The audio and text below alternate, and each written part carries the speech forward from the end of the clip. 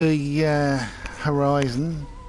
Uh, I've my initial snooze for an hour turned into a snooze for an hour and a half, basically because I'm in a bit of pain at the moment.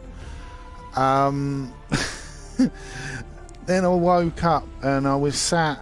I didn't want to get. Well, I didn't sit. I was lying down.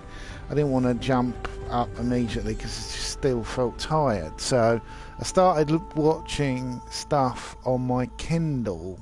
You know, I went on Twitter and blimey, the Kilroy event. Oh my god! And then I watched some of Mundane Matt's stream about it because I'm one of the probably few who actually likes Mundane Matt still. I'm actually really glad to see him completely getting away from the YouTube blood sports people, because I stopped watching his stuff whilst he was buddying up with these people because they're just horrible. Oh dear. Looking at the event, it's well, I said when Liz Reptile was sort of involved still, that really an event like that should be a digital event, starting it all off at the beginning of like one thing. I don't think was a good idea. You know, I know some people would probably go, "Oh, what do you know?" Blah, blah, blah, blah, blah, blah. I'm like, well, you know, it's not like, say, the atheist events. I never actually went to any of the atheist events because I didn't have enough money to go to these things. But you know, I was very much a Facebook atheist, and sort of when the atheist movement was really hot back in like 2008 to sort of 2012. But you know, all of those events were done with some brains. They weren't done just sort of on the fly. There wasn't sort of I will do it because we want to meet a load of people that we don't see that regular. You know, if you're going to do that, why not just have like a meet-up? A bit like the Drunken Peasants used to do. Where fans can meet people they like and they can all get very, very drunk and yeah, just basically do that. But to make it an actual event about things is... I don't think it was a very good idea. I think a lot of the planning and really the people who were involved in it wasn't exactly the wisest of things.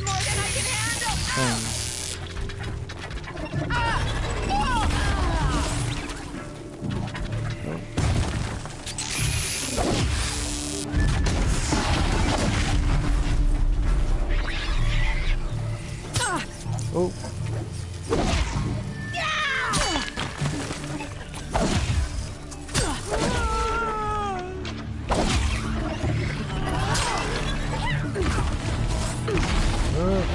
Don't attack me, attack them.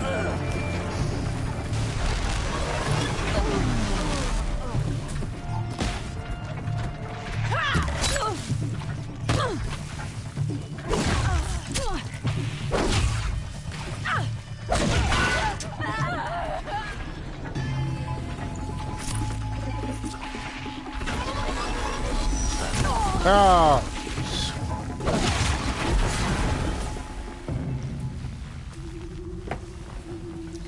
Yeah, I think really if they were going to make a success out of this thing, they should have really went for Keep that for later. a digital presentation, maybe done on Vimeo or some other site, but really the concept of putting all of this together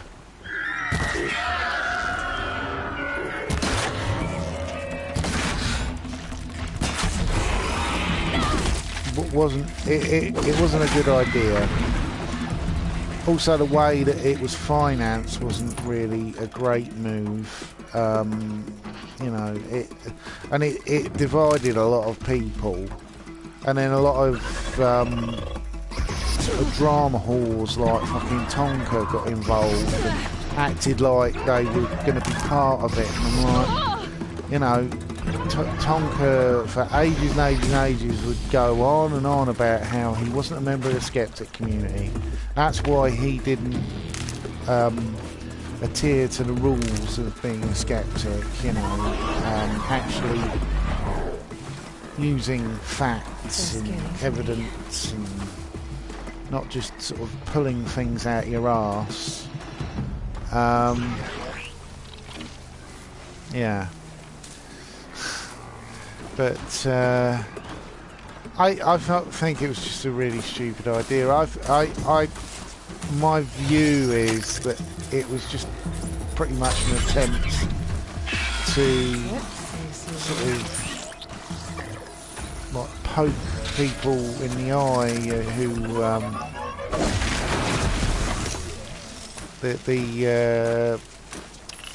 people like Anita Sarkeesian, because a lot of this was pretty much, it came out of last year's VidCon, and all of the palaver that came out,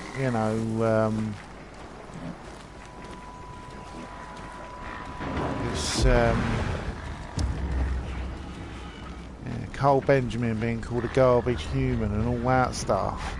But then all of the real people who were involved in that side sort of pulled out, and I don't know. I think it's pretty ridiculous myself. I think it's a big waste of effort, and it's probably going to be one of those things that just doesn't last.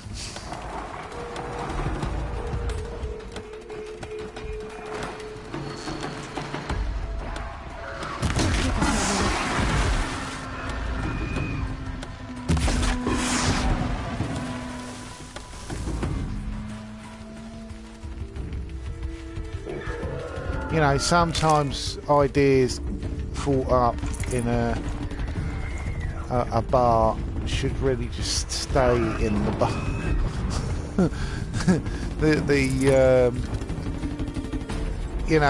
It's also, I think there's a lot of fake outrage and people fakely judging others just for attention, which seems to be the newest sort of thing now with particularly people in the alt-right who they seem to hate centrists more than they hate liberals now. It's very weird. That and the constant need to prove that you're in with them, you're part of their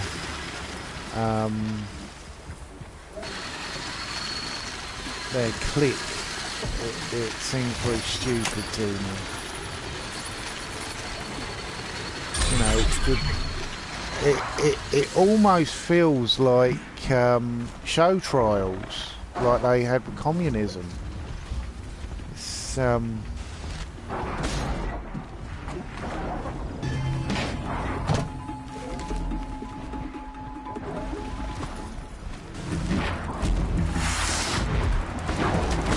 people can't have a difference of opinion on the party line, so that then they've got to be driven out.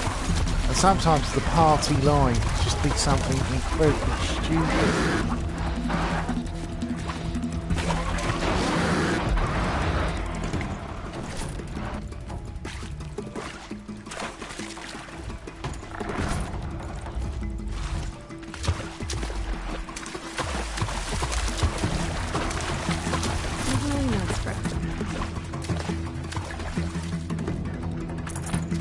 I think the dumbest was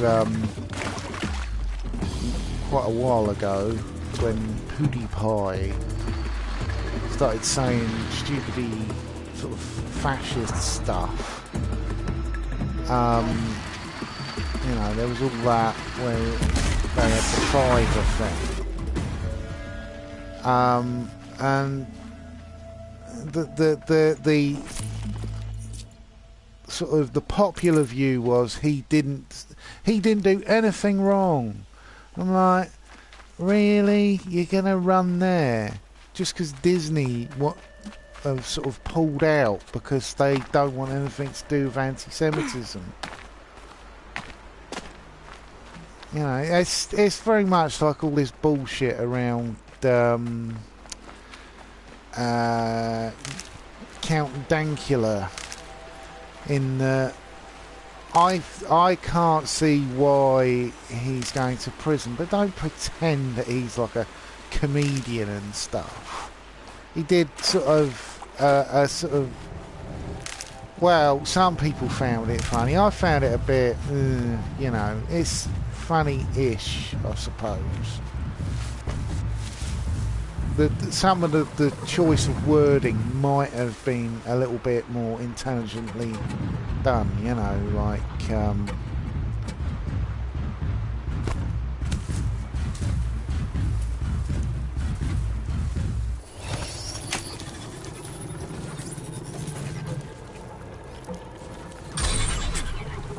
you know, the gassing line I didn't think really was that funny.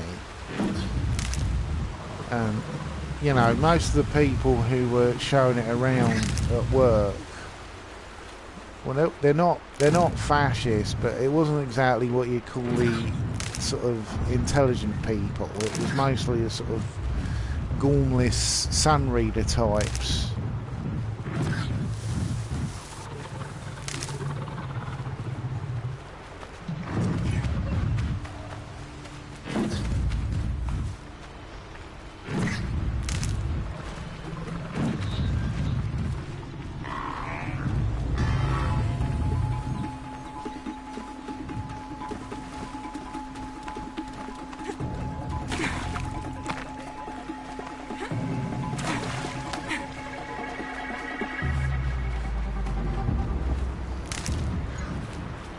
You know, there wasn't a lot of empathy in the sort of people who were putting around that meme. Really, I think Here we go again. Partially the reason why I didn't like how the whole Dankula thing went was it was made into a political issue. And it was about a party trying to pretend that it cared more about certain things. And the people who were complaining seemed a little bit, you know, they seemed to have an agenda to why they were complaining. But really the joke wasn't that funny. So it's a tough one to sort of rush to its defence. It's also like the whole thing. A lot of the people who were defending it are sort of pro-conservative types. And I'm like, well, yeah, you can have freedom of speech and all that, but the people who are in the Conservative Party in the UK they are not pro free speech at all. You know, as H Bomber guy said about Theresa May, she's got a bizarre interpretation of human rights and to privacy on the internet, which is true. You know, she's tried to push through a thing called the Snoopers Charter lots of times. The Liberal Democrats stopped her, but I'm sure she's trying to push it through again, or she's already done it. I don't really focus much on politics anymore because I just find it very depressing. Because I'm in pain most of the time, I try and keep my thoughts positive. But yeah, when you've got Carl Benjamin on the one hand crying about Count Dankula's freedom of speech, and then he's saying that Jeremy Corbyn is going to be Joseph Stalin, when Jeremy Corbyn's the one person who seems to be saying that people should have freedom from the state looking in on their emails. It does sort of show that, well, I think most people in the tech camp are very sort of illogical. They speak a lot in terms that don't really make much sense. There's a lot of don't do what I do, do what I say. And politically, most of them are illiterate on subjects such as even socialism. The amount of times that I talk about socialism and people act like I'm talking about communism, and I'm like, no. Communism and socialism are two separate things. They both come from Marxism, but you know, fascism and conservatism have a lot in common. You know, they're both based on a singular view that has the elite on top. It's what always makes me laugh when people on the right complain about elitism. I'm like, you know, you see people who are super rich as more elite than normal human beings. I'm like, you know, you can't have it both ways. You can't cry about elitism and then support elitism.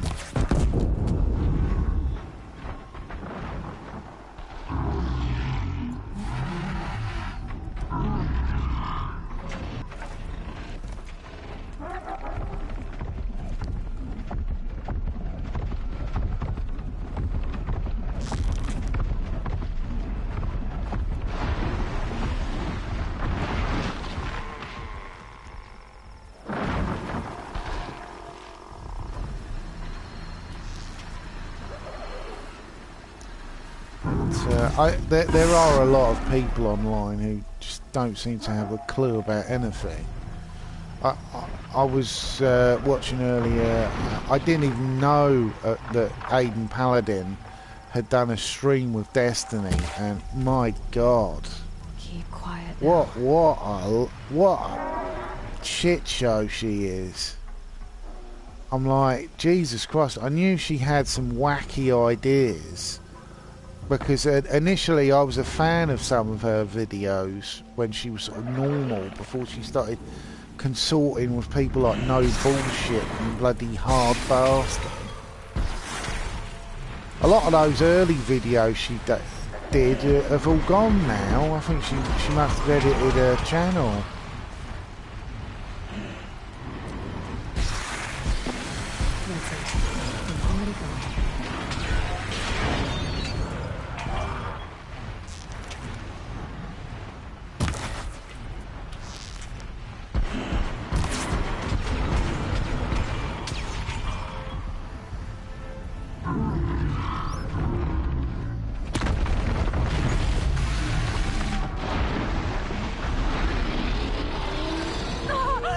Hey, yay, yay.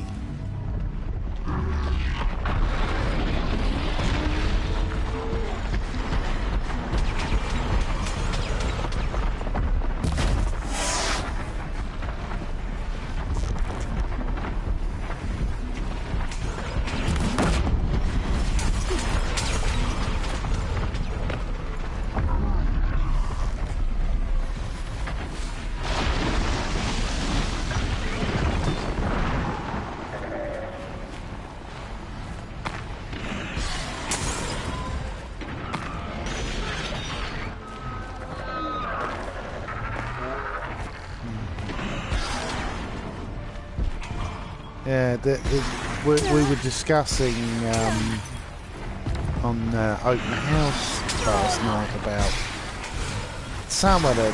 I knew that fucking Sinatra says is a piece of shit, but fucking hell, talk about slimy shit. He actually went and edited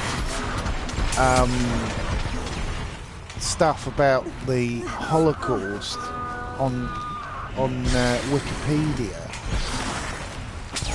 and then denied it. And then when the evidence was shown, he sort of had to admit to it. And I was like, oh, fucking hell, what a piece of fucking shit.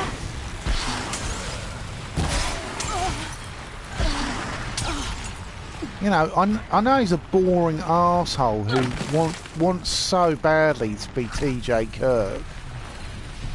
But, oh my God, I'm like, you know, it just shows you what scumfucks people in that camp are.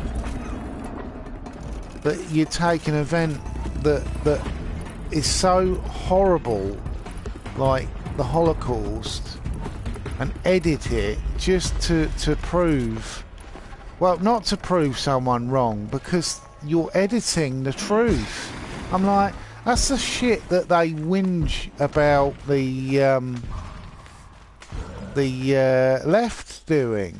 I'm like, for fuck's sake, what is the matter with these people?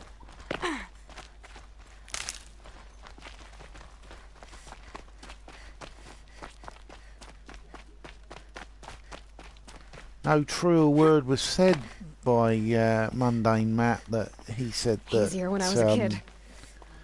That Sinatra says is a piece of shit. I'm like, yeah, he fucking is.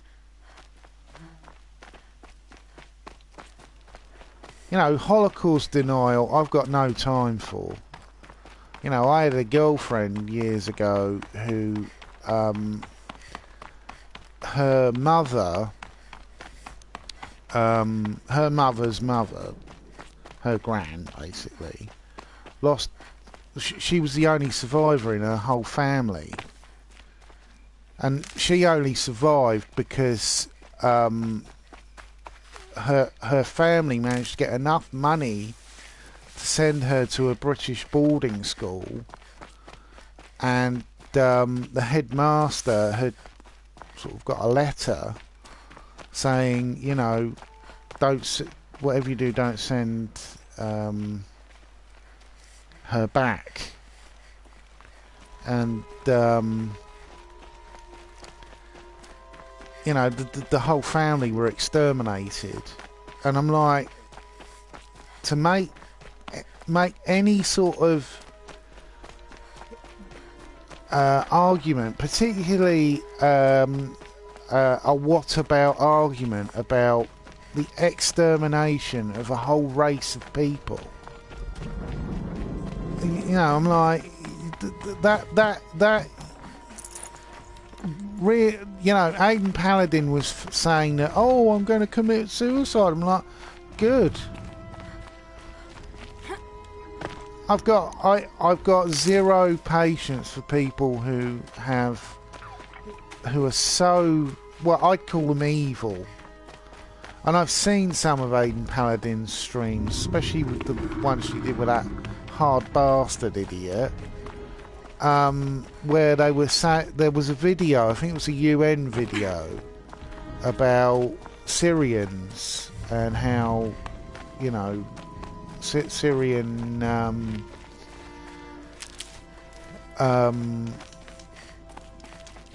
well, they're forced out of their country. They're having to resettle in Europe, and what a disaster it is, and how UNICEF have been trying to help these people, and they're sitting there and they're mocking these people,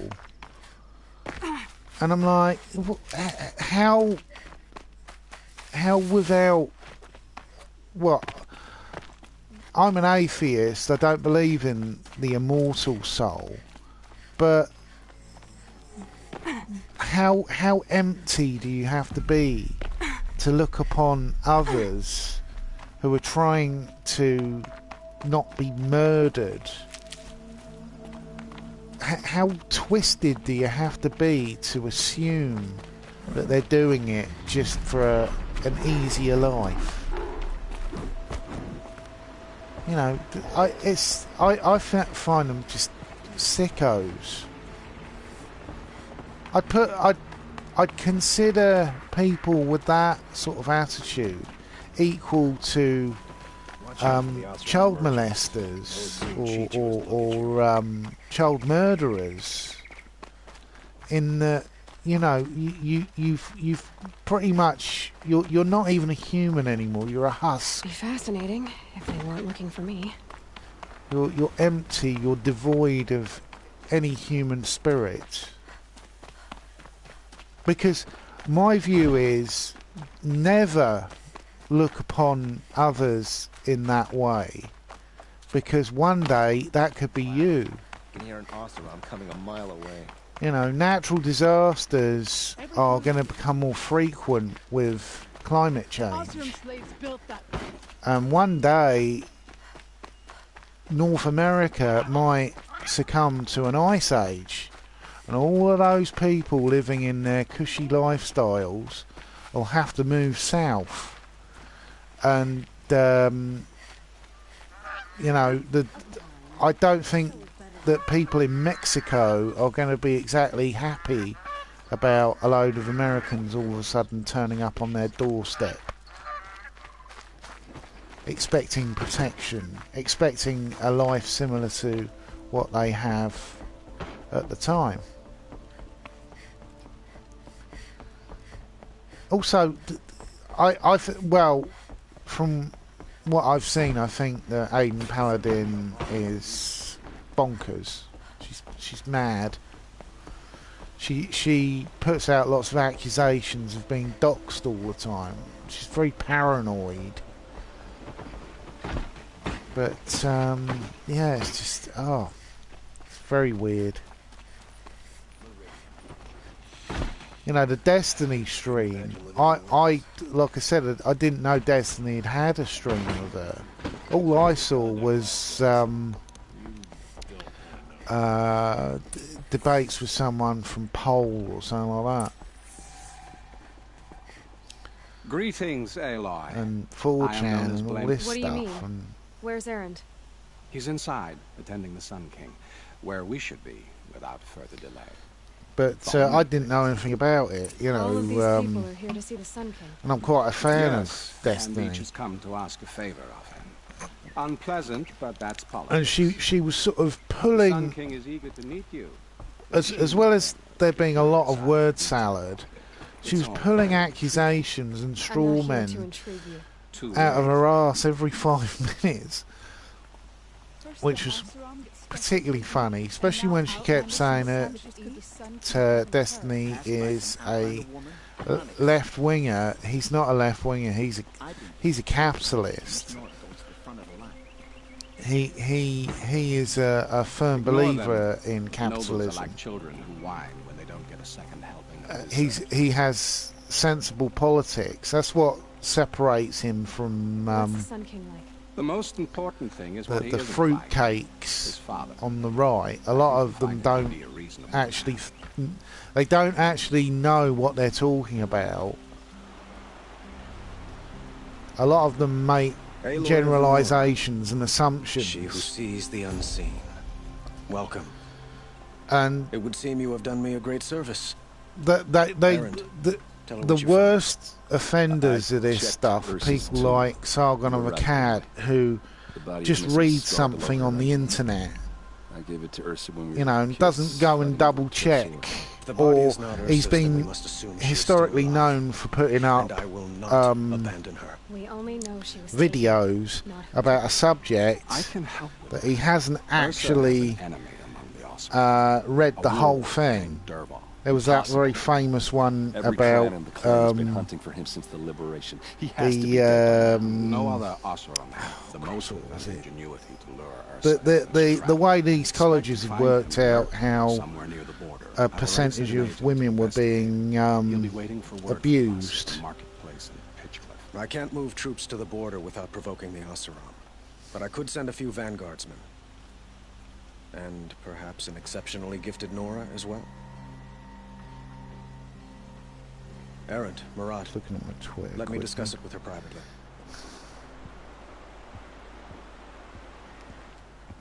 I hate to impose further after all you've done, but this is a matter of great importance to me.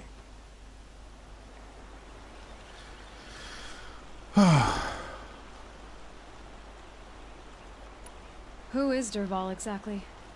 To understand Dervahl, you must first understand my father. He truly thought of himself as a sun god. His mind was broken. He believed that blood sacrifice Sorry, would it's solve something I'm laughing at on everything. Twitter. So he raided the other tribes for victims, especially the Oseram. If anyone wants to follow me on Twitter, He crafted powerful my weapons. He rallied Twitter, his people.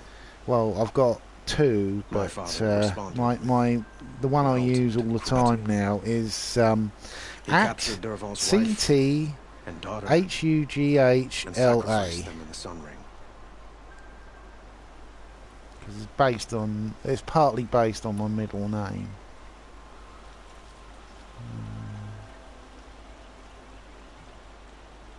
So, why would Dervahl go to so much trouble to kidnap Ursa? But He yeah, felt she betrayed him. just She watching fought by his side until she Aiden realized he trying planned to raise talk like Meridian she's and butcher clever, its like people. she's a PhD, and a lot of And she it came you to could me. tell she didn't know what the hell she was Together, talking we stopped about. him and liberated the city from my father. So I've watched Dervahl her has spent streams every where she moment talks since about trying to get Europe revenge. and about the migrant Mostly on the crisis, other Oseram who fought with us. and it's obvious she's not We made actually so many looked at powerful any enemies. reports, I thought we'd seen the last of him. has no idea what she's talking What's wrong? about. It's like these idiots who believe that The killers who attacked the Nora. I've discovered that they're a faction of shadow that all Carja called Muslims are the Eclipse. same. They're And digging I'm up like, ancient weapons. Machines they're not that all the corrupt and same. control other There's different machines. sects of They want to use them to Islam. Islam. I've And been to their base, there's- due west of here, in the mountains. there's cultural Islam When as they well. I've met lots it of will be people who from are that cultural direction. Muslims. What you're saying echoes reports I've received You know, from they Murad, don't believe any of a the Shadow stuff Carja in splinter it, group. but they Corrupted still go machines along with across it the land. because most of their When sort will of this attack come? Do you know? people in their family do. Not It's exactly like sure. I will would order never reinforcements to the openly talk fortifications about along my the western bluff of atheism the in city. front of my And gran we will do what we can to prepare. because she was a Catholic. But in the And meantime, I didn't want to hurt her Ursa feelings. is my highest priority. Please, help me find her.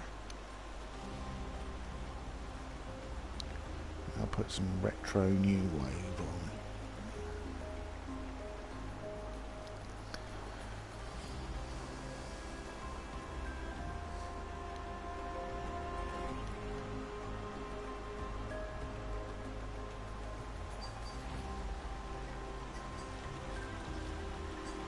Oh, I've got my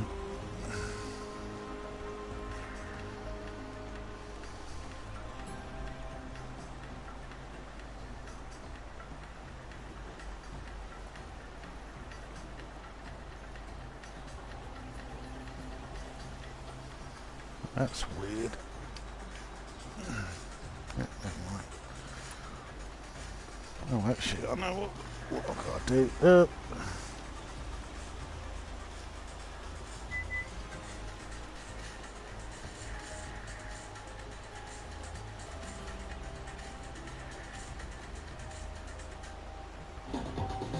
There we go. I love Bluetooth. It saves so much time and saves so many pulling out cables for things. By all means. They call you a sun god who killed his own father in order to unite the tribes. They say you can see the invisible. It's not too far off. Well, I would like to unite the Quite a place you've got here. You don't approve. Well, but we must be patient. But will it happen at all, while men live in power? It might. If it... Your politics seem... I couldn't have liberated Meridian without but the Ealdormen of the Oseram clan. It's a volatile situation. Ursa helps keep the peace.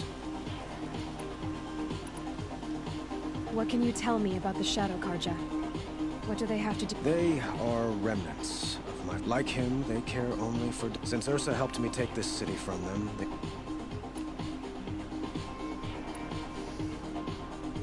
It sounds like Ursa means a lot to you. Without her, Oseram van. Since then, it has been difficult, so you see, I need her. I'm gonna play through this game fully on what I'm doing at the moment, but then eventually I'm gonna replay the whole game. Who says that? Because it's really good. But I've got it on a quite easy setting. If you have further questions. I think this game would actually be a lot better on a harder setting, you see. Right.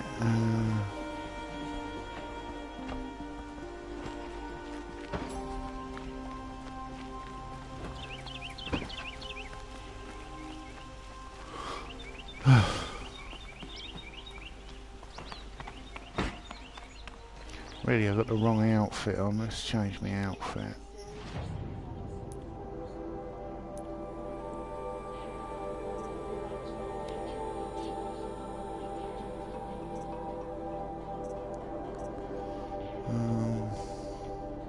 That's the one.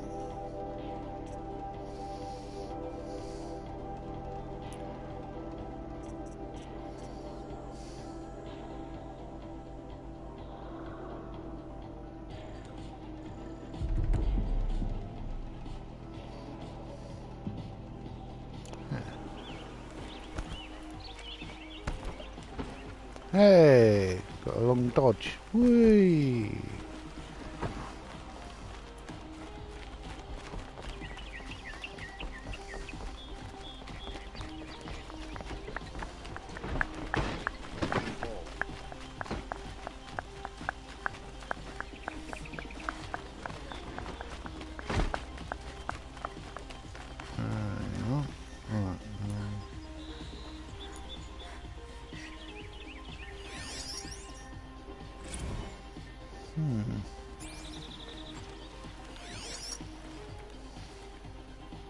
This Outlander dresses like us.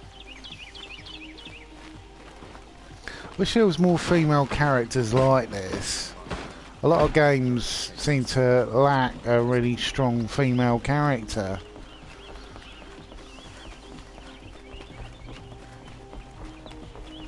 Also, I like the way she's sort of not dressed like a sort of, you know, with her tits hanging out. A lot of it seems to be logically based on what, you know, you'd wear in certain terrains.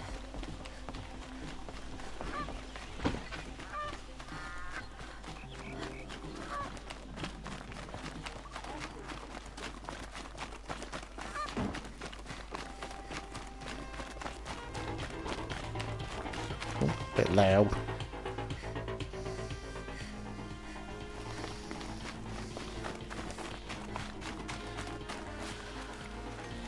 I don't listen to most modern music. I get, you know, pop music. I haven't listened to pop music since about 2005.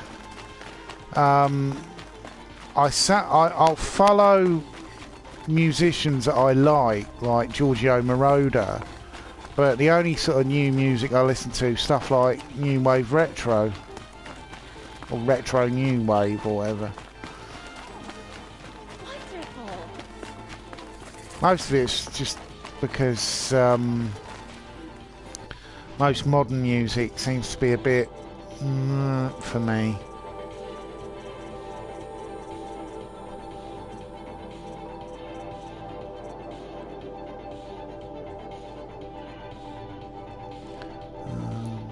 Sell.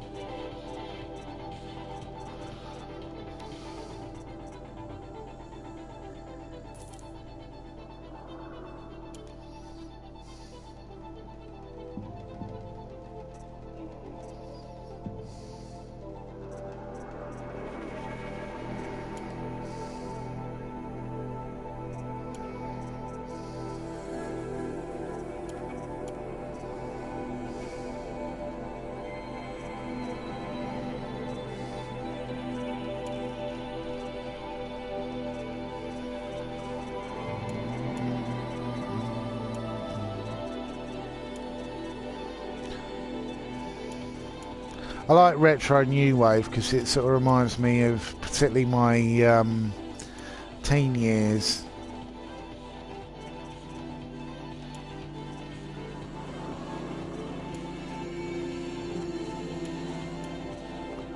You know, a lot of games that I used to play, like stuff on the Super Nintendo and Mega Drive had sort of these sort of sound.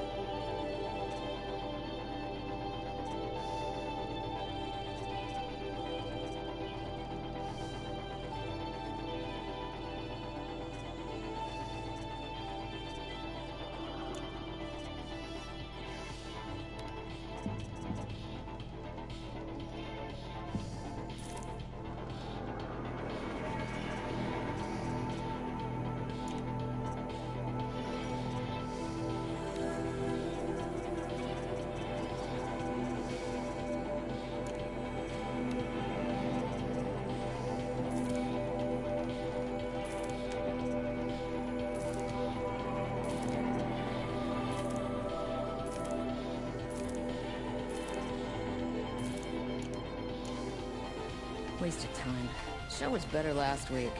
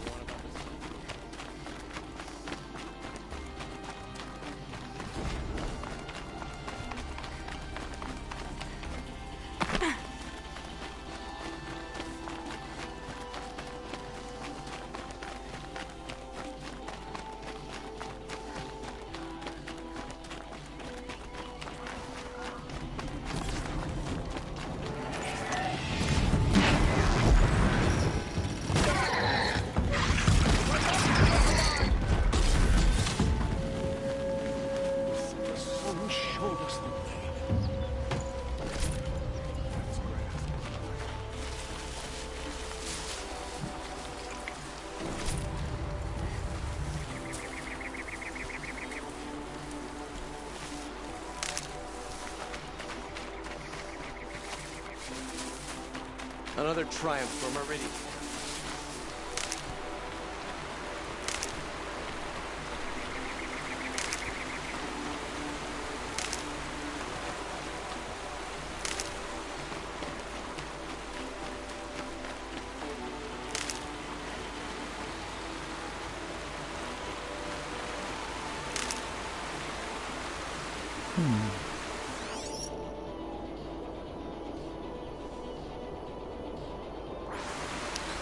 Had to buy a new controller recently because my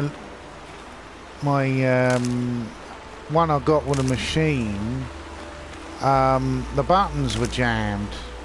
It kept pointing downwards. It was a right fucking nightmare. I was halfway through a bloody game as well.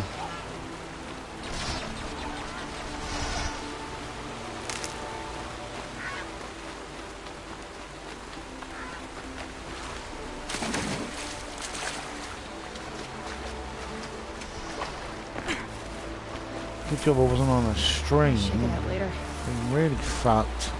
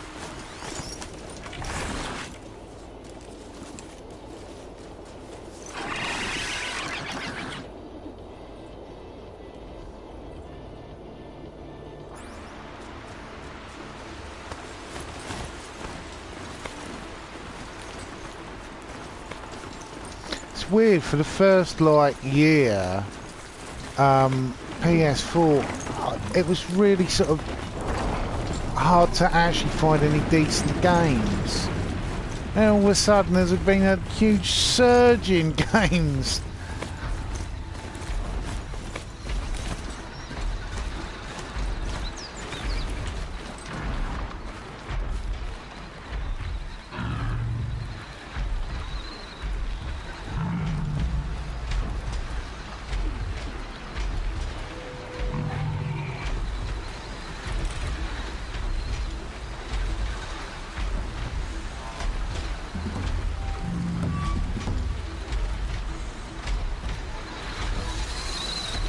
Slow down a bit, you big bastard.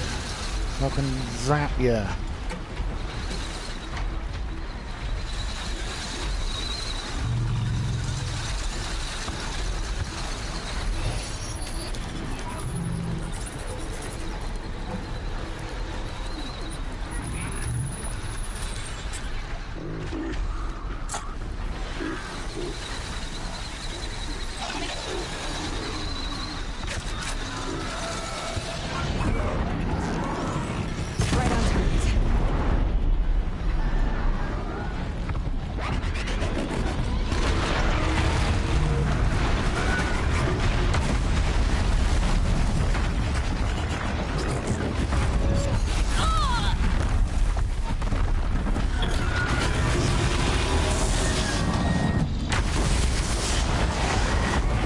Whoa.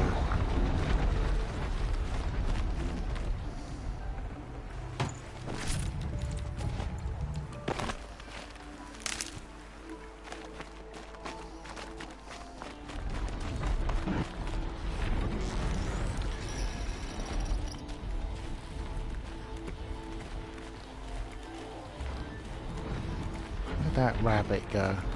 That wascally wabbit. Got away.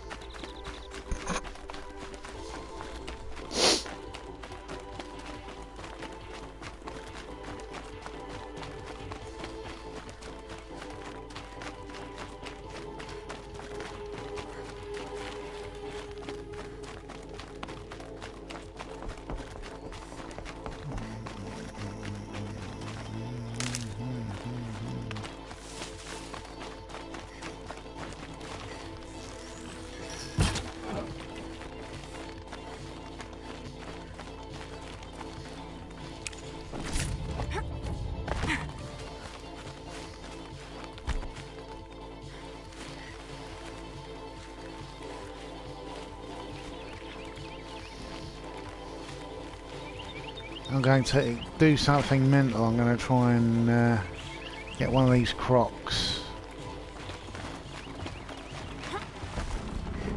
I might regret this.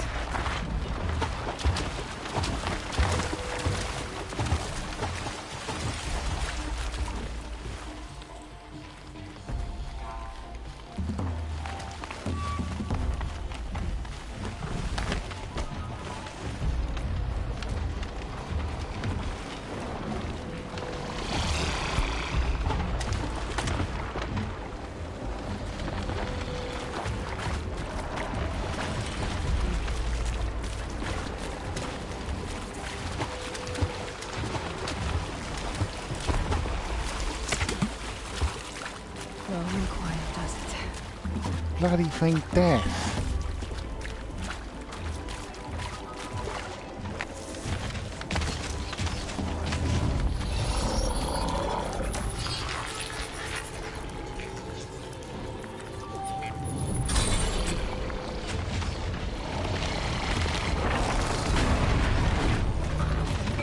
Croc fight.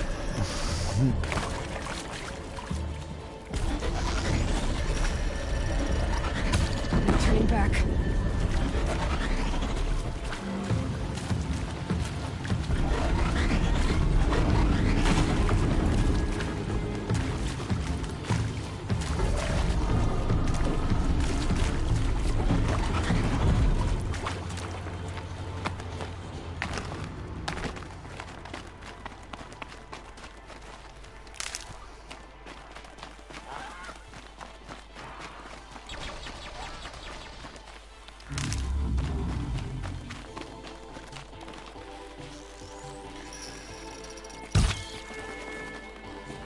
Got you, rabbit. Safe. For a few minutes, anyway. Got that wascally wabbit.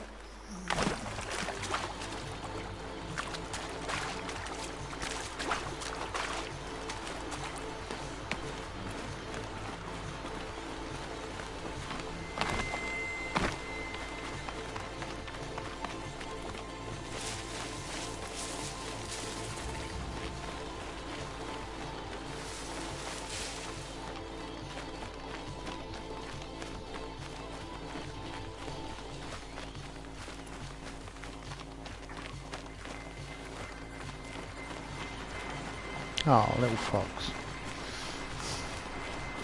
And more wabbits. Got one.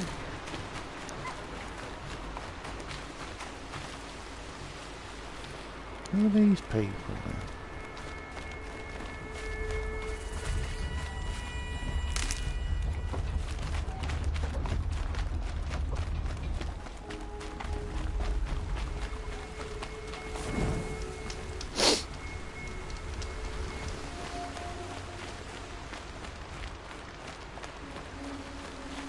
wonder what Anita Sarkeesian made of this game. It's not really... You can't really moan about it being sexist or anything.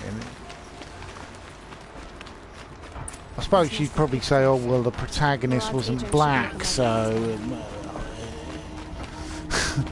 you know... I think that woman, she's a little bit like these drama whores who, you know, say things just to sort of trigger people. It's sort of an attention grab. Oh. No sign of Murad's guy. He's had plenty of time to investigate. We'd better look for him. Damn right.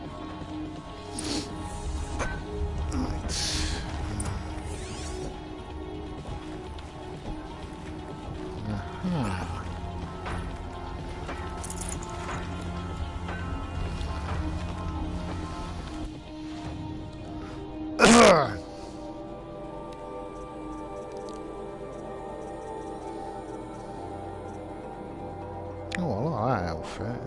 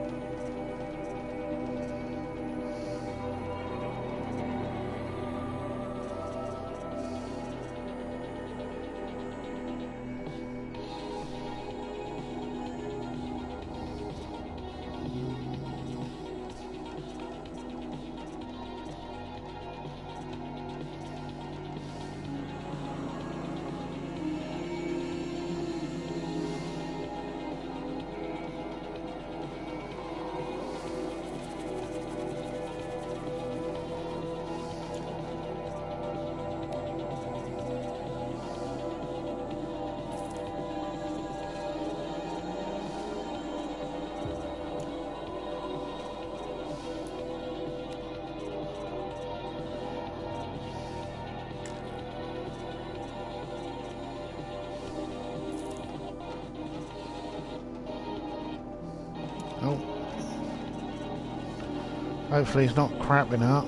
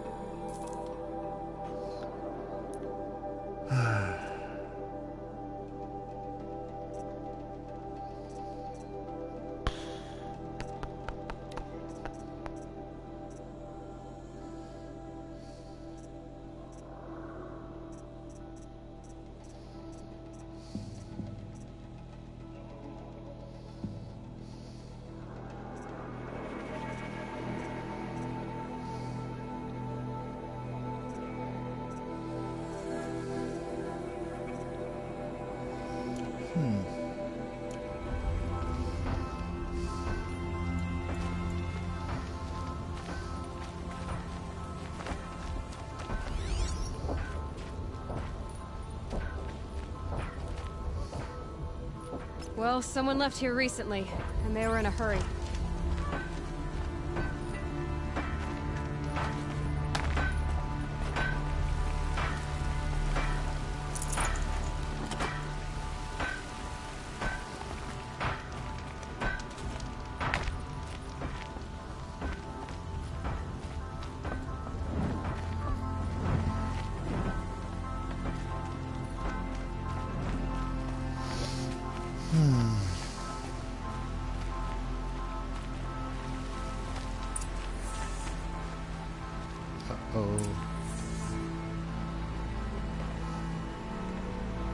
Has to be Murad's guy. Dervahl's thugs must have made. Maybe because he found something. Look at this. I think he drew a map with his own blood.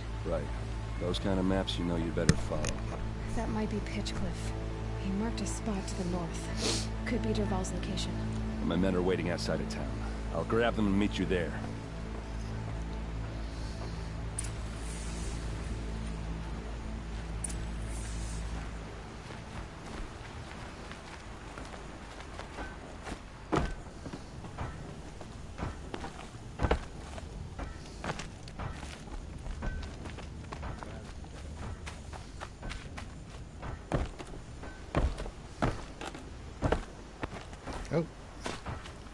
Get on that barrel, girl.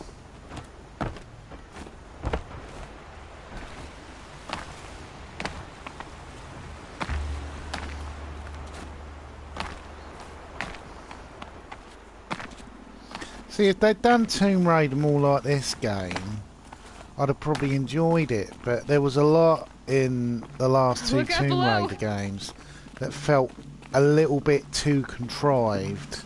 That you had no choice but to go this certain way because that's what the game wanted you to. It's a little bit like the Uncharted games. You know, it was a good game. Like all the Uncharted games are good, but it didn't. It felt like it wasn't giving you any choices. It felt more like a sort of story game, a bit like all the Metal Gears before Metal Gear 5 had that sort of aspect where you didn't really have much choice of what you were doing. You know, it was like reading a book. You were sort of just going chapter to chapter.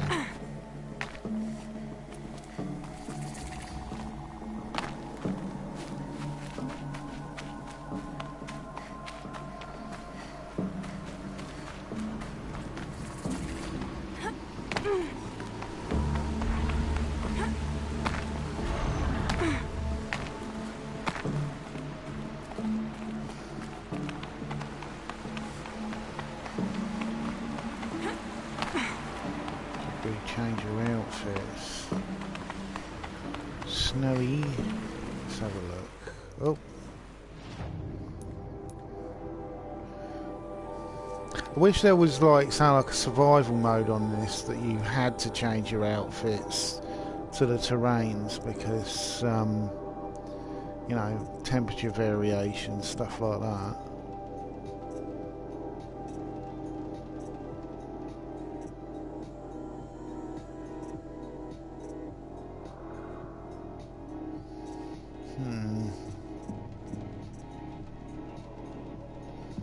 Yeah, I'll go with that one.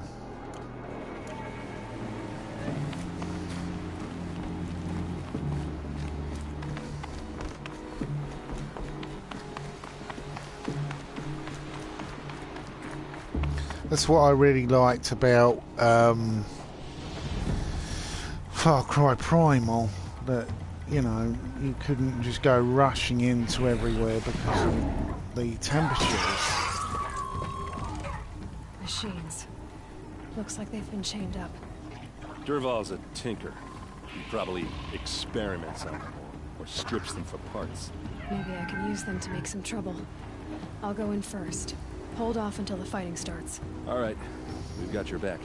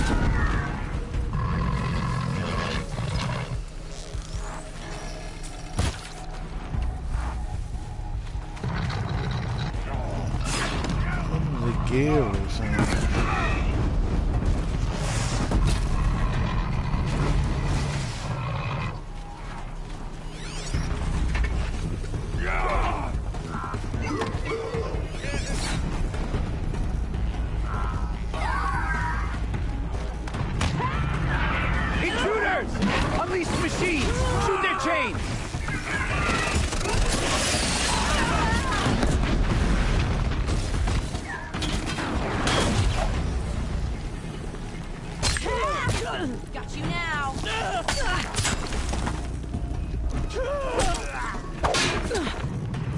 Run now.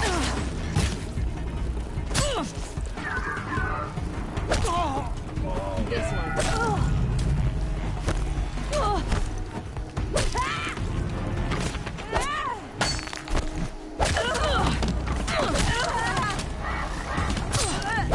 Bloody route.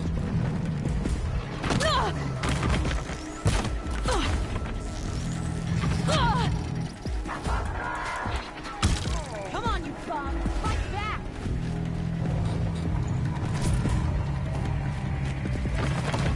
Got that.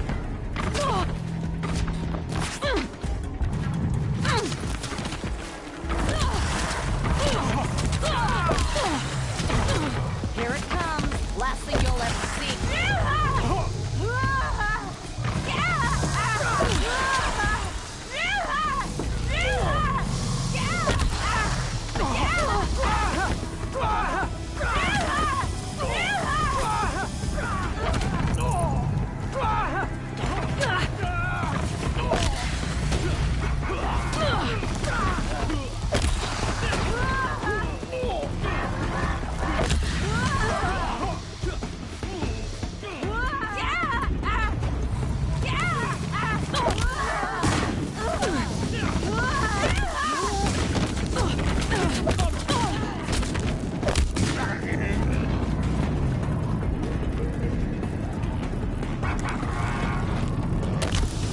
Person must be around here somewhere. Let's find her.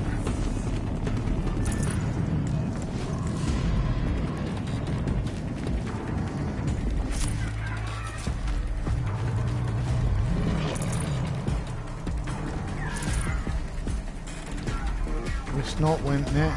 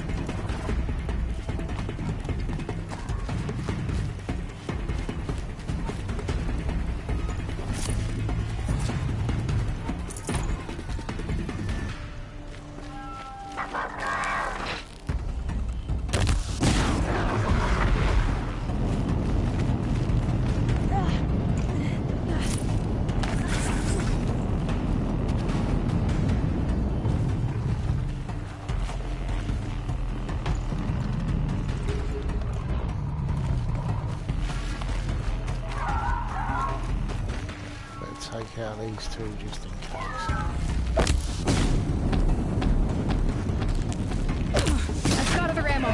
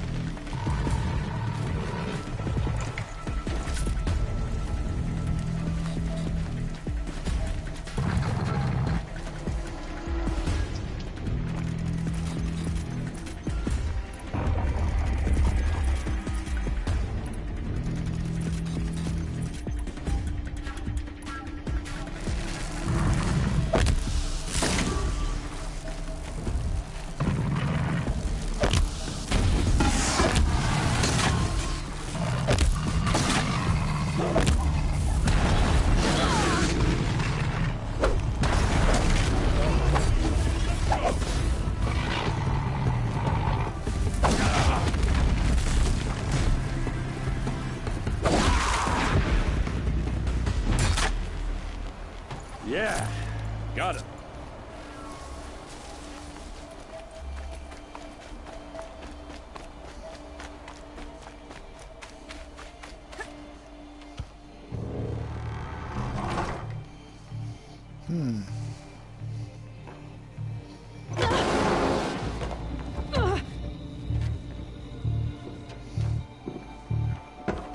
Dervahl says you gotta eat dirt.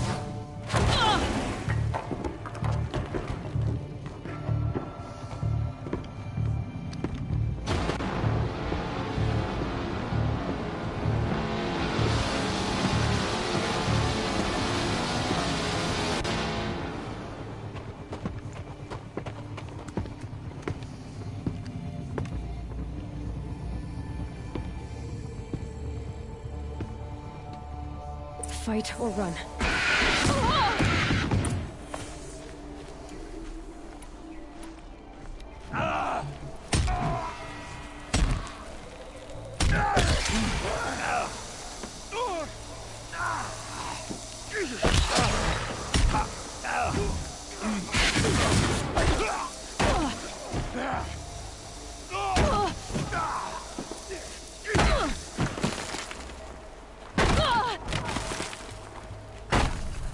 Like this? Got another. Ursa must be in there. We have to get through. It's blocked. Must be one of Dervahl's paralyzers. Stay put until I find a way past it.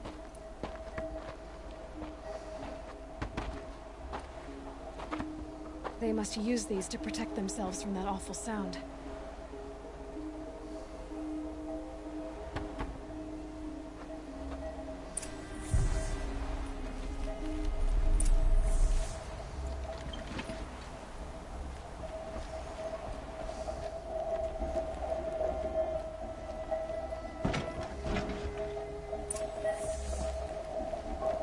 Luck's with me.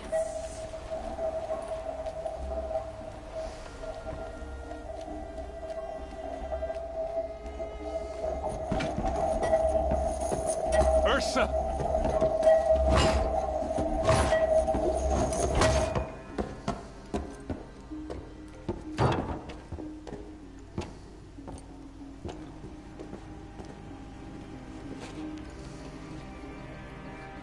Aaron?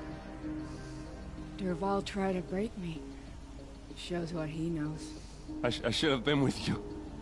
Why didn't you come for me? I know I'm a useless trunk, but... No, idiot.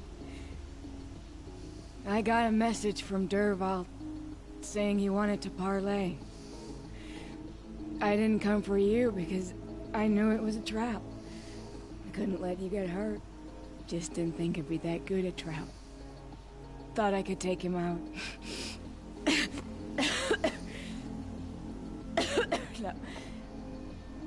Now listen. Dervahl's planning something big in Meridian. He said he'd force Avad to watch as the smoke darkens their precious sun. Your king needs you. No more playing around. You're gonna have to grow up fast. I will. I promise. You damn well better, little brother. Ursa. No, no. Please. I won't let you down. I promise.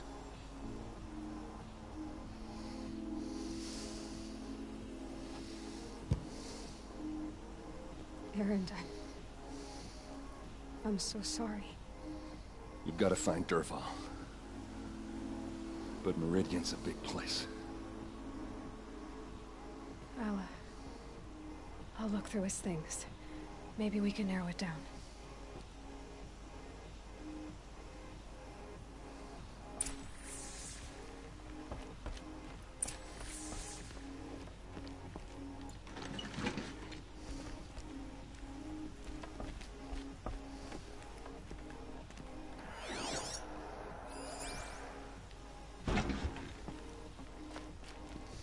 What's Dervahl learned from all his tinkering? Do I really want to know? This machine's been picked apart with precision.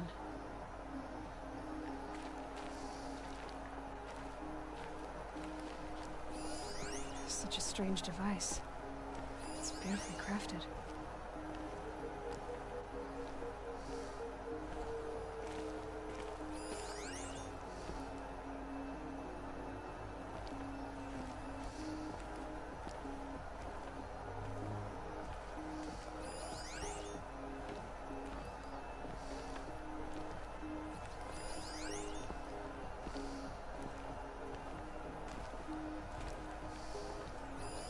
Dervahl's records, maybe.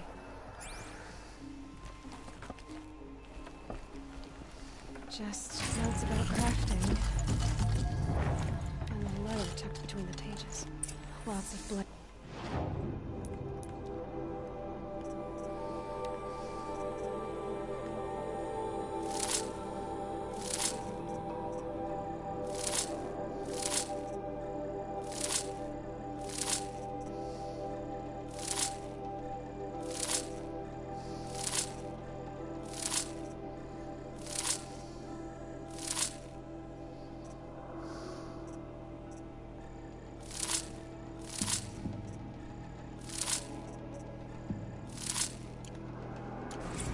Headed to Meridian.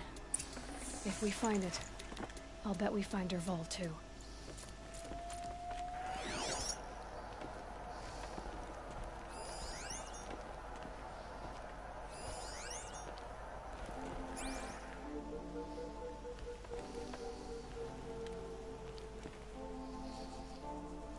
I think I found something that can help. Let's head back to the palace. Go. I won't be long, but I need to tend to my sister.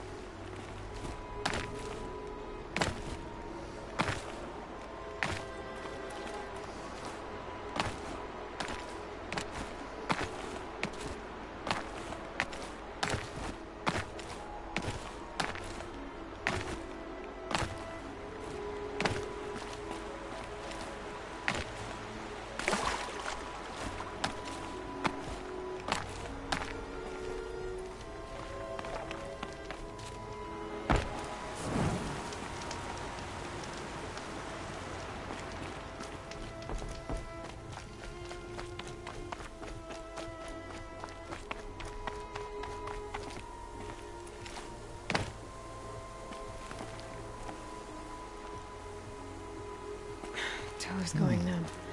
Keep moving.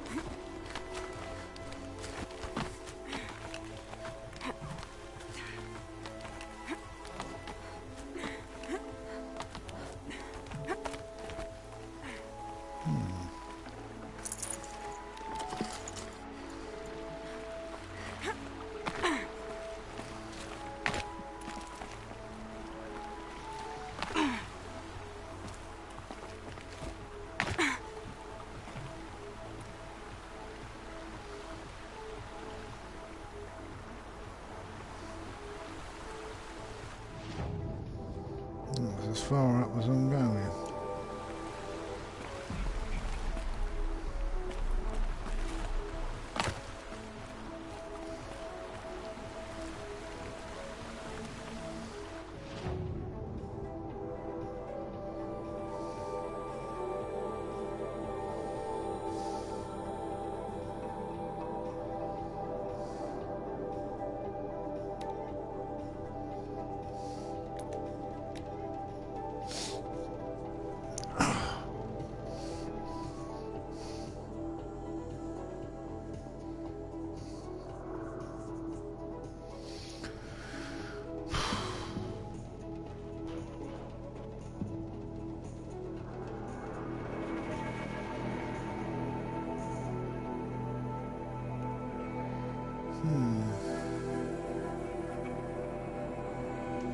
Bruin talks. This must be Pitchcliff.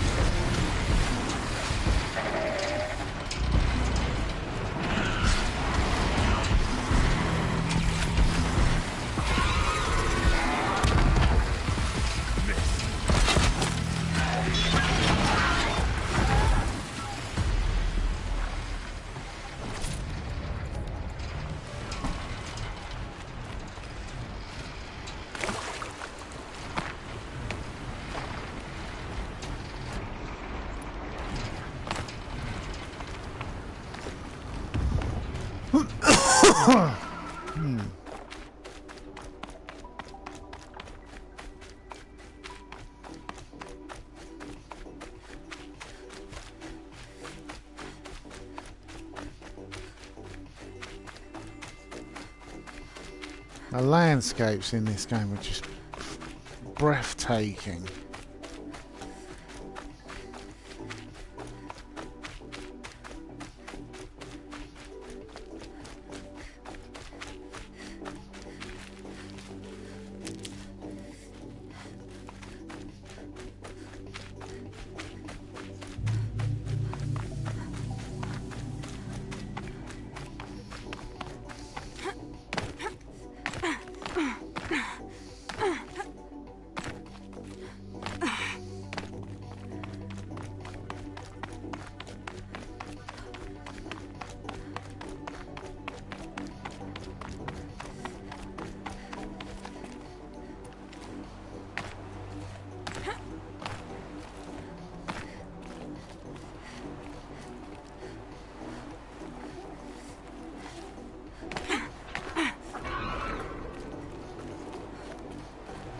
This sculpture must be of Banuknig.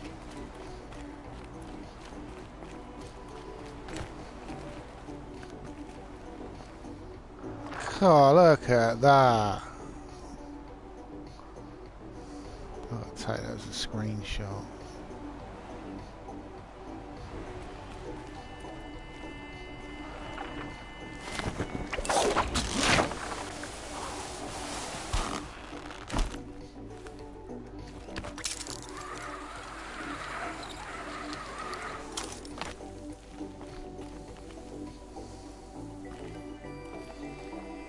Wow.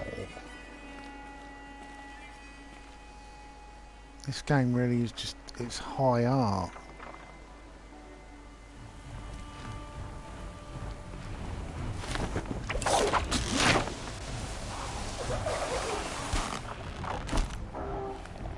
Oh, that dickhead upstairs doing more bloody drilling. Surprised he's got any walls left, the amount of drilling he does.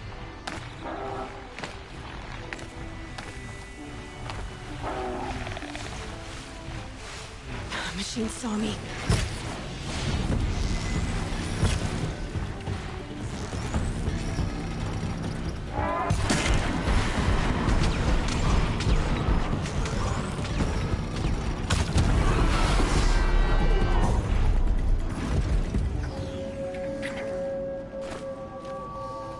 I thought someone was blowing pipes in the game.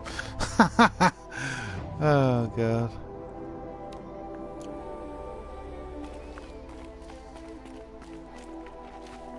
If anyone wants to know what this music is, it's called Space Trip / Chillwave / Synthwave / Retro Wave Mix.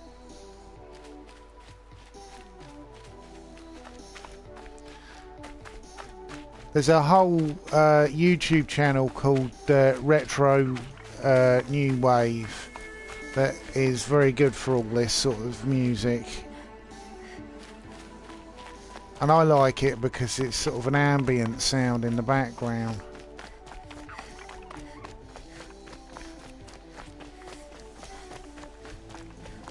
You know, you don't have to concentrate on bloody lyrics or people going ooh, ooh, ooh, ooh, ooh, ooh, ooh, ooh, for about half an hour. Watch out, Flinthawk! All that R&B really gets on my nerves when they do that. That whole ooh, ooh, ooh, ooh, for about half an hour, and you're like, Jesus Christ. That and all they do is sing about love all the bloody time. I'm like, Jesus.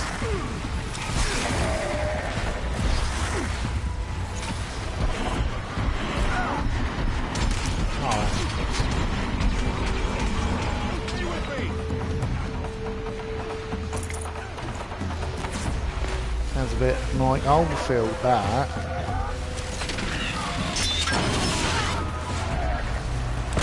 No good without ammo.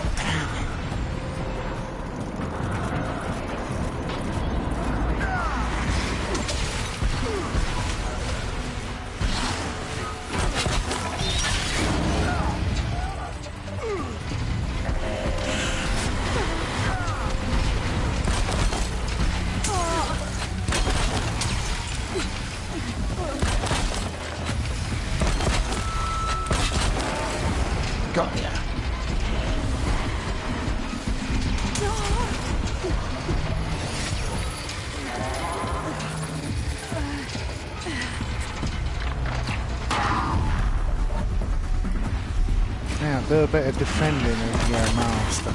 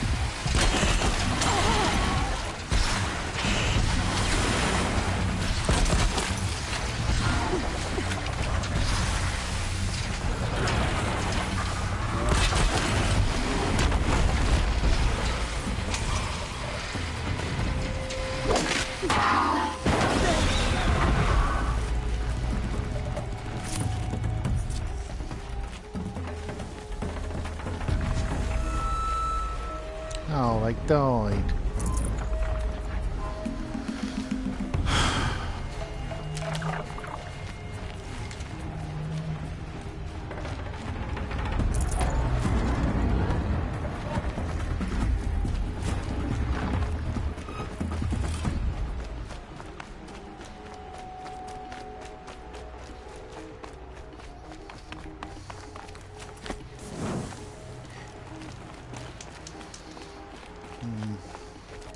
Gonna give this another 20 minutes and then I'm gonna do some Mad Max because I'm in the mood for some Mad Max.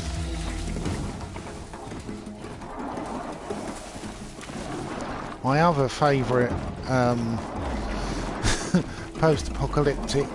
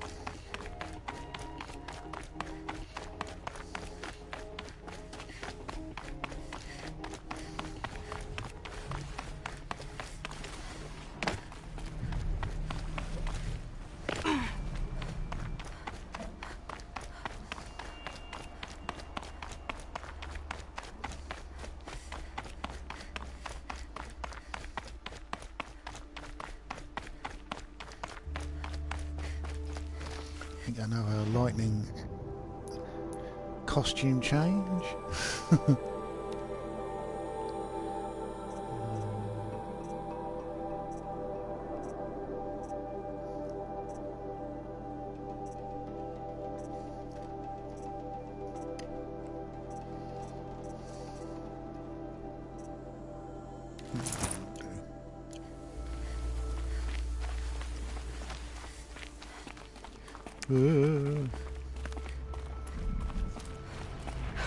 Not getting any cooler.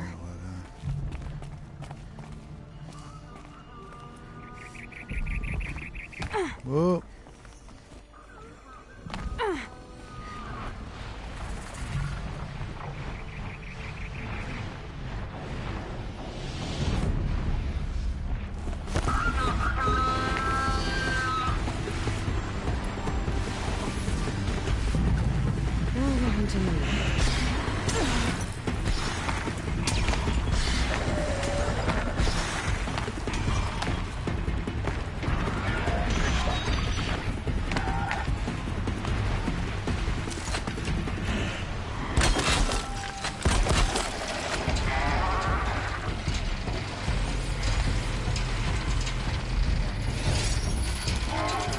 Come on now. Some air protection.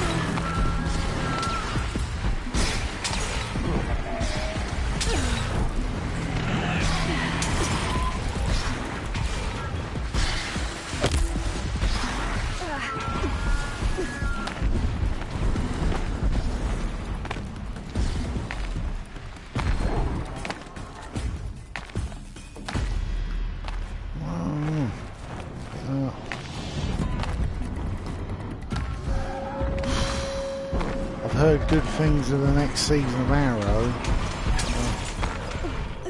Sort out the Amazon Prime, get that.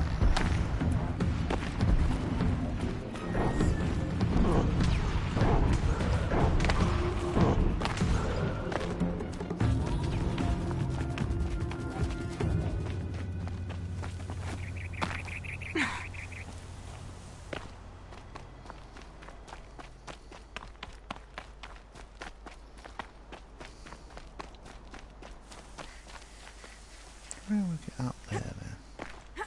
There's a sneaky way I can do it.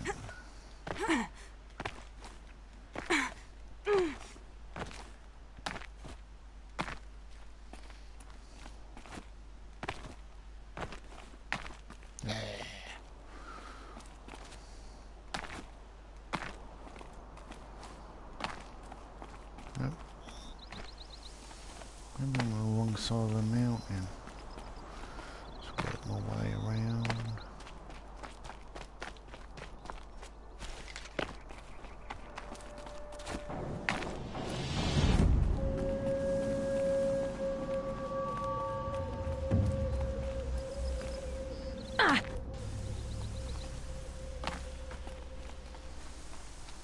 There's a structure up on top of that mountain, but how we get up there is the problem. It's funny, you can take over the birds, but you can't fly on them, which I thought would be pretty cool, especially the big birds.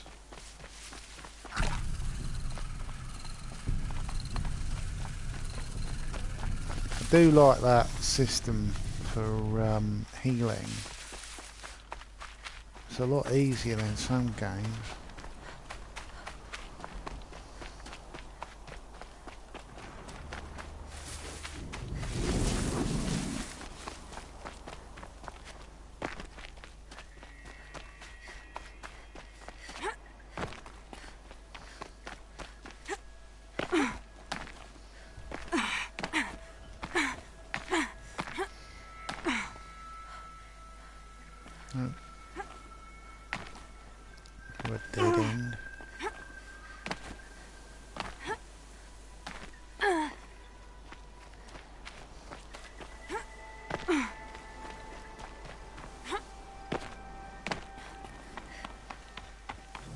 Easy, easy.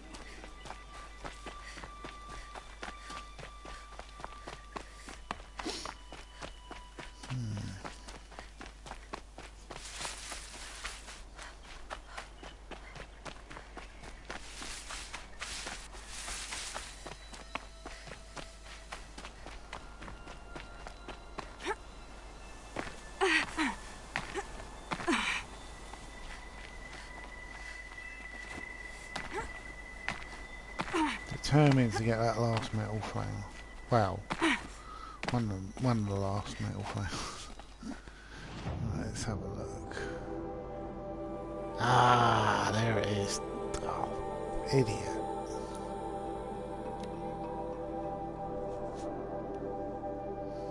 Need to follow the path.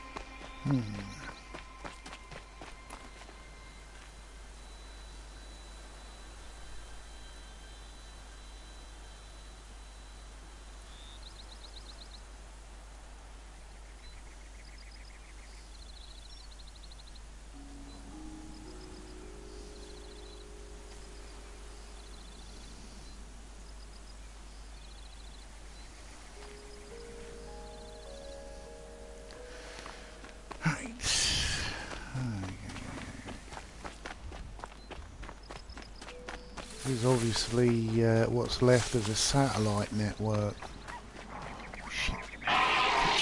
Shit. There's those chicken things.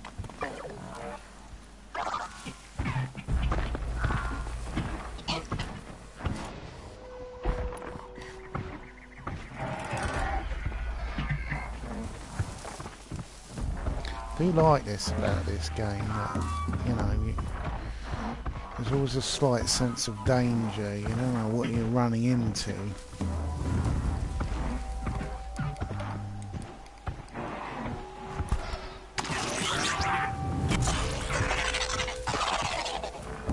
Come on, chicken.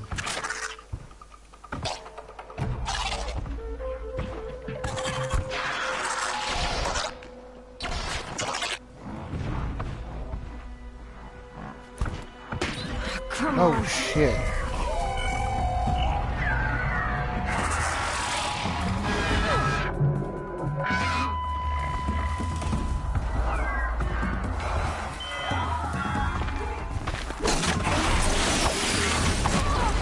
Bugger.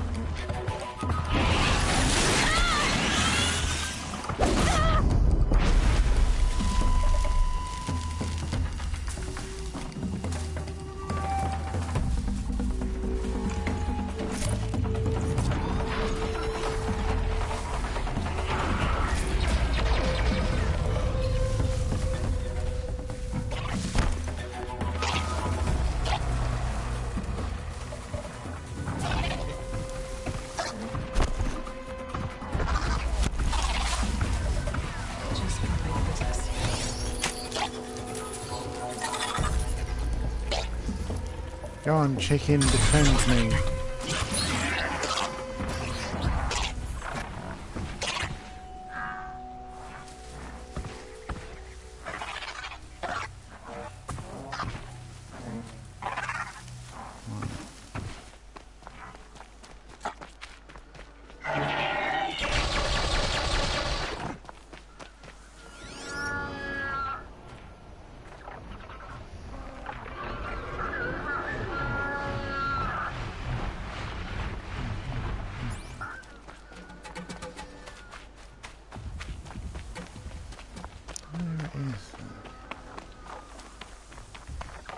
Aha! What made these flowers? And why? Only 6 more to find.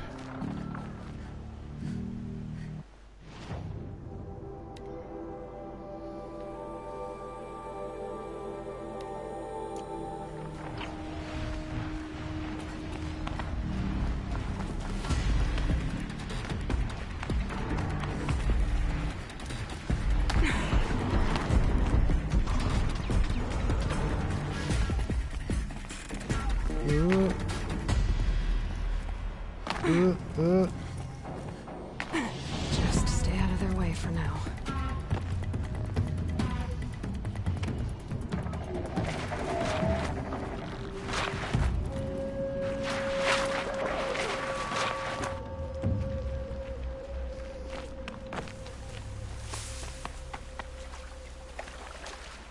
thought they'd go on forever. God, that's beautiful. Look at that sky. Oh, Jesus Christ, this is an amazing game. Uh-oh.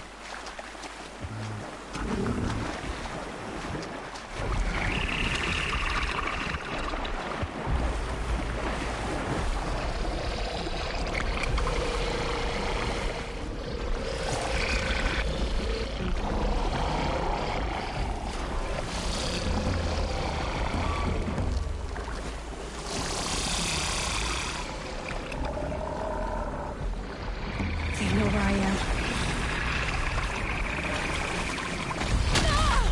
Oh, shit.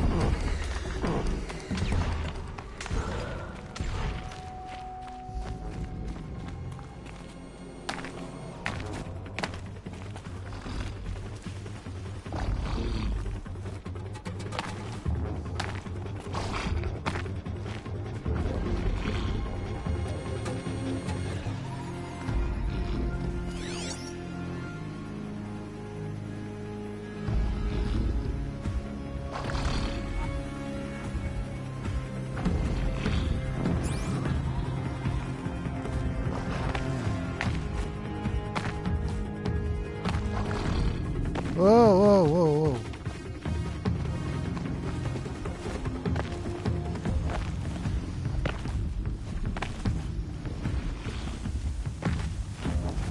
Actually, one of the podcasts that I've started listening to that is really good. I didn't even know he did a podcast. I thought he just did videos on YouTube. Is what's his name? Jim Sterling, who, as a sarcastic English bloke, he is one of my favourites. I do like the level of snark he usually puts in his reviews, especially when it's companies like EA screwing over game players. I want to get up there.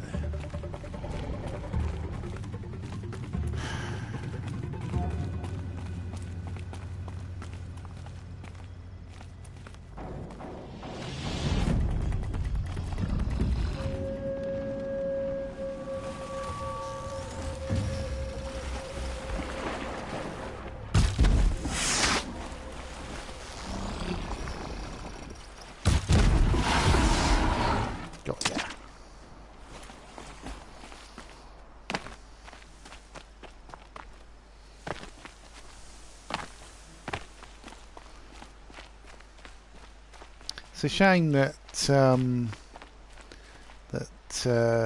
Steam isn't making any more of those shitty bloody they had that system where people could put in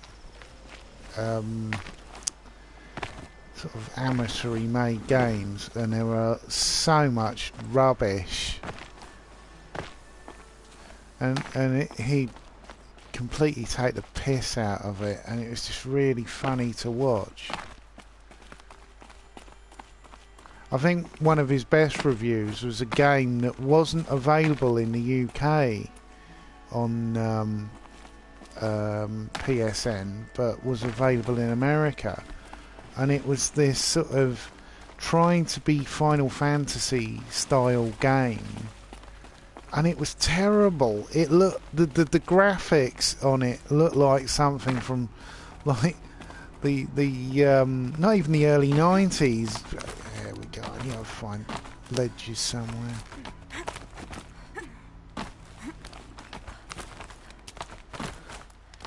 You know, it looked terrible. This is amazing that this game that had come out on Steam, and it was a sequel, and it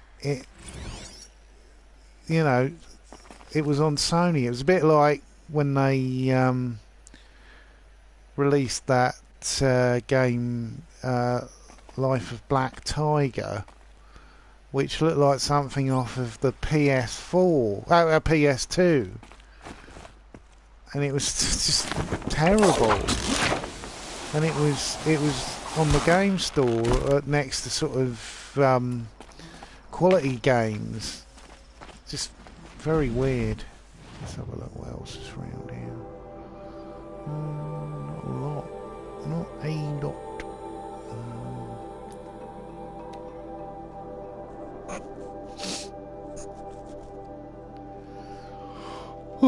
This map is huge, by the way, if you haven't seen this game. Even the add-on adds massive amounts to the map. I was extremely impressed.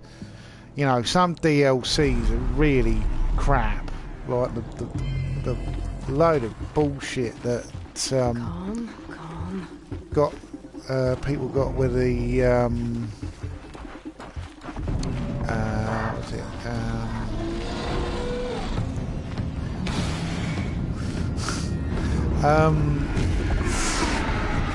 What was it? The Arkham games, the most recent one. I think it was Arkham City. It's another one of those Arkham games, and the DLC, it had these sort of missions, but they were about 20 minutes long. I know, because I played the Robin one, because it's based on the new Robin, Damian Wayne, and I thought it was a bit of a stinker. I was thinking, you know, this is stuff that should have really come with the game. You know, I was lucky because I got the like sort of Game of the Year edition that had all the DLC already on it. But I could just imagine people getting really excited for DLC, then getting to the DLC after paying quite a lot of money for the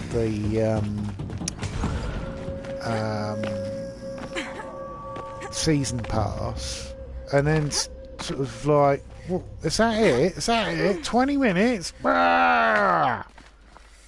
Sunfall. I didn't like Arkham Knight. That was it, not Arkham City. Arkham City I really enjoyed, but Arkham Knight, I just all that Batmobile stuff just bored the crap out of me.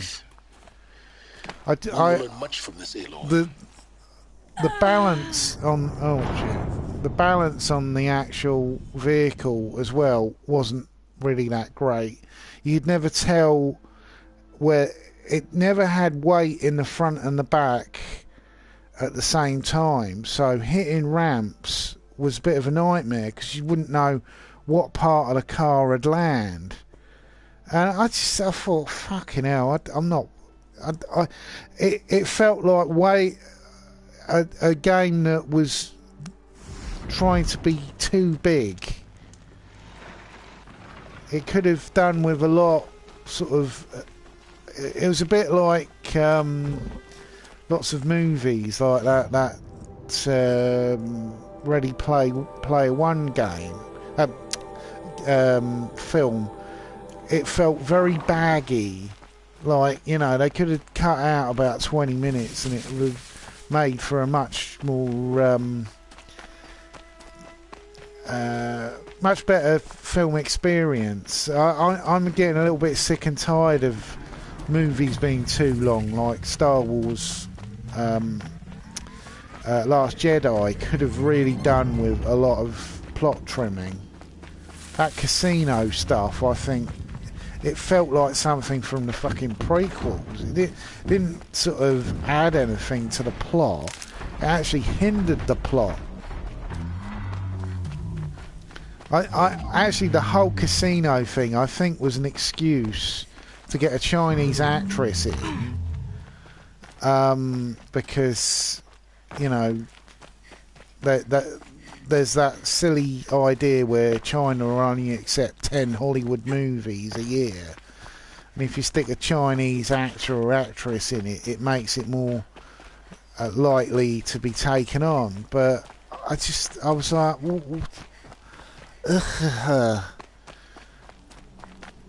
I preferred the idea of the ambiguity of Finn maybe being gay. And being gay with what's his name, the pilot, Poe. I like that idea, but you know, they put in this sort of really Here they come. storyline with two people who've only known each other a couple of hours and they're in love, and I just thought, oh, really? Really, it took two films for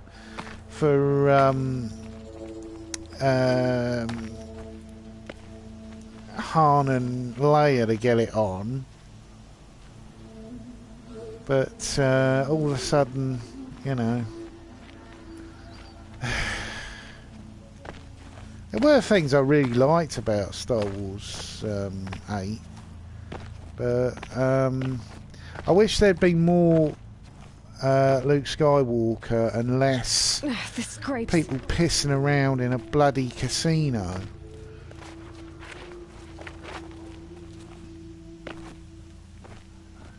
Also, it felt like they had to include characters from the last movie that really weren't that important or interesting.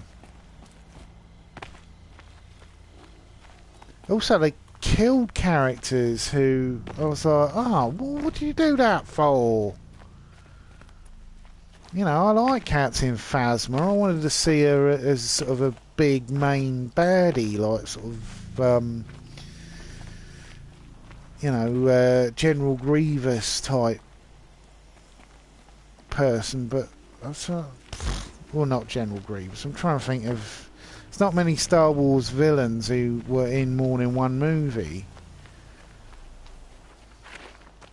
You know, the classics, Boba Fett, but Boba Fett was that. Boba Fett's actually in all three original movies, but the first one he was cut out because oh,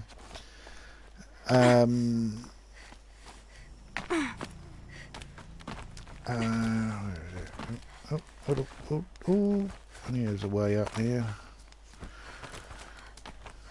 Jeez. Doesn't help it's in the middle of the night. Where are we? Whoa! Fart. Around again. Whoa! Whoop, whoop, whoop.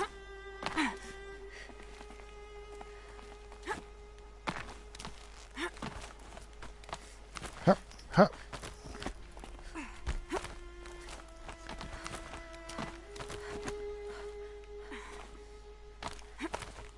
Also, Snoke, that whole Snoke thing was like, I wish that the Snoke stuff, it hadn't been a hologram, that he was really that large.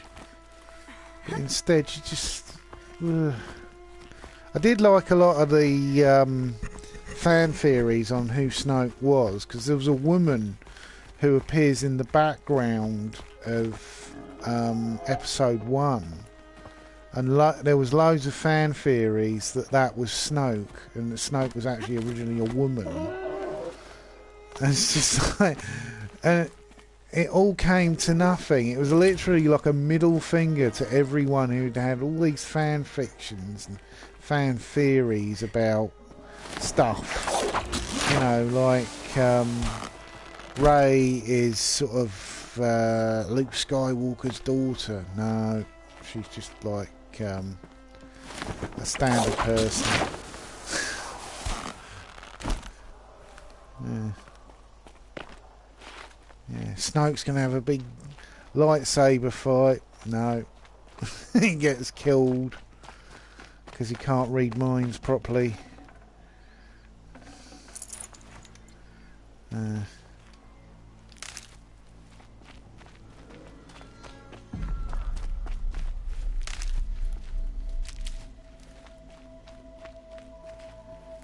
Just in case. Right, let's have a look. What else is around here? Not a lot. Oh, there's a vantage point to that. And then I'm going to go and play some Mad Max.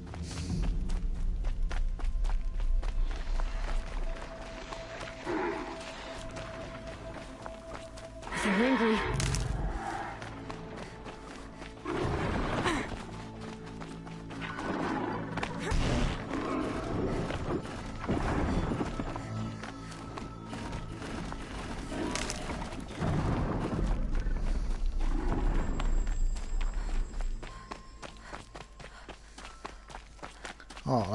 oh, look at that.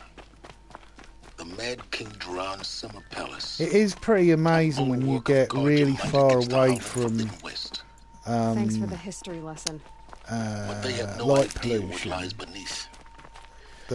When I was in Cuba, because Cuba doesn't have light pollution because they just don't have the energy to have lights on all night. And about 2 o'clock in the morning, because I had jet lag, I went down to the beach and I was talking to a security man who just was a bit wondering what I was doing down on the beach, because I think he was worried I was drunk and I'd drown, because I said I'm not signalling the mainland or anything. He thought it was really funny. I said, yeah, I'm not a member of the CIA. And he said, no. What normally happens is people get drunk, they go down to the water, they fall asleep, and they drown, and it's a big headache for the hotel. And I said, about the sky's really clear here. He says, oh, come here. I walked over to where the sort of lights weren't, the beach lights, and you can see the whole universe. It was amazing.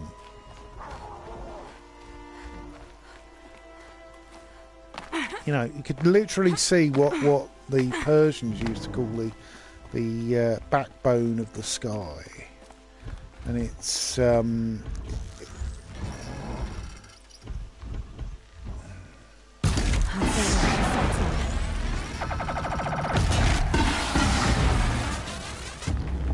it's the because we're sort of at an axis to the Milky Way that is sort of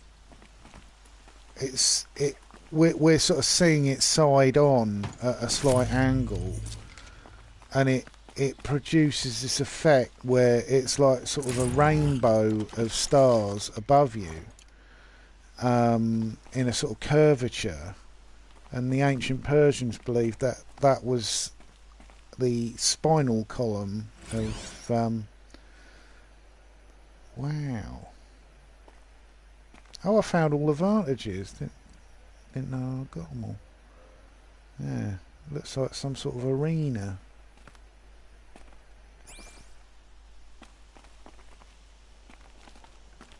Nice.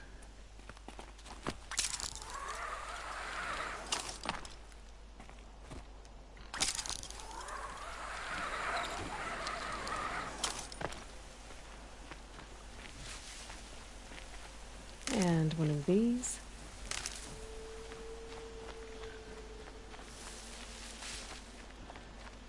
Do like the weather in this game.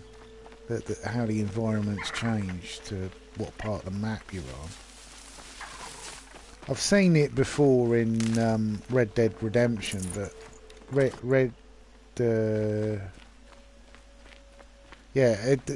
Dead Redemption never had skies that pretty.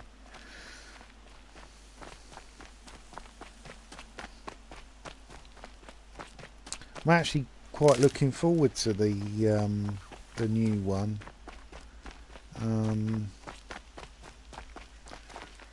There's rumours that you might be playing more than 7 characters.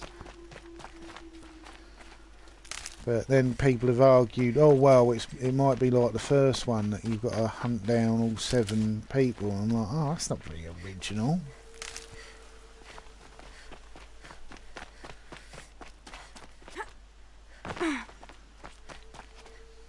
Really, what I think Rockstar should be doing is, oh, the sun's going to come up and I'll get a little joygasm.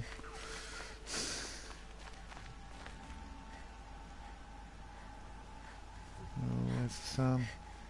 There's a cloudy sky. Look at that. It's reflecting on the actual clouds. Woohoo!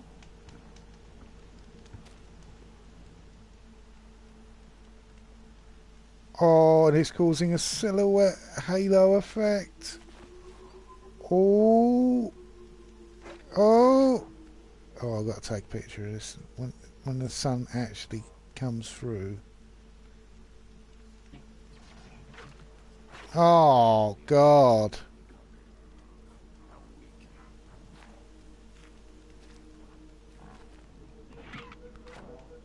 Oh. See, it's even got that circle effect that you get with light. Oh my God.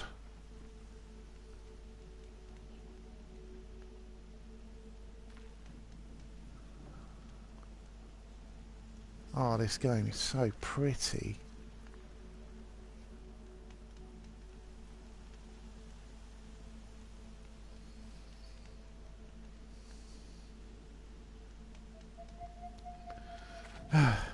Anyway, I'm going to do a manual save. Yes. And I'm going to end the stream now. See you later.